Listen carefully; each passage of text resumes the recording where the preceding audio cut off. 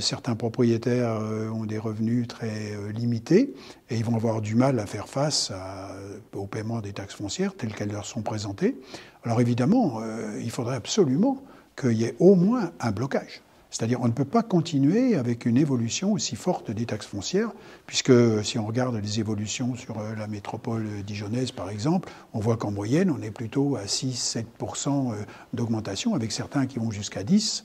Donc ça, c'est pas possible, vous vous rendez compte, 10% de plus chaque année, mais on peut pas, c'est impossible. Vous savez, on peut imaginer qu'il y a beaucoup de propriétaires retraités qui ont une maison, ils ont transpiré toute leur vie pour avoir une maison, et puis aujourd'hui, ils voient que les taxes foncières, c'est plus d'1 mois de retraite. Si on commence leur retraite par leur enlever 1 mois, mais ils vont manger quoi? Et ils n'ont pas des retraites exorbitantes, on le sait, le niveau des retraites aujourd'hui en France. Donc ces gens-là, ils n'auront qu'une solution, c'est vendre leur maison pour partir en HLM, alors qu'ils ont travaillé toute leur vie pour en devenir propriétaires. Donc on ne peut pas admettre ce genre de situation, et donc il faut que les collectivités trouvent d'autres solutions. Peut-être que l'État revoit les dotations aussi. Sur les suggestions que font l'UNPI, c'est d'abord déjà de ne plus augmenter, c'est déjà la première chose. Et puis la deuxième chose, c'est que on pourrait imaginer que les taxes foncières soient prises en partie par les habitants, donc les locataires, parce qu'on ne voit pas pourquoi ce n'est pas celui qui profite des services qui paye.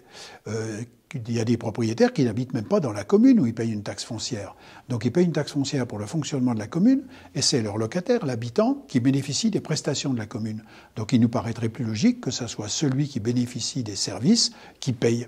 Et donc si on répartit sur plus de monde, forcément, ça fera un peu moins à chacun. En France, il y a un peu plus de 11 millions de logements locatifs. Il y en a 6 millions dans le parc privé et il y en a un peu moins de 5 millions dans le parc public. S'il n'y avait pas les 6 millions de logements dans le parc privé, les gens, ils logeraient où? Sous les ponts? C'est pas ce que je souhaite. Moi, je souhaite qu'il y ait plein de propriétaires et je souhaite qu'il y ait plein de logements à disposition des locataires avec des bons logements de qualité et puis aussi des locataires qui puissent payer.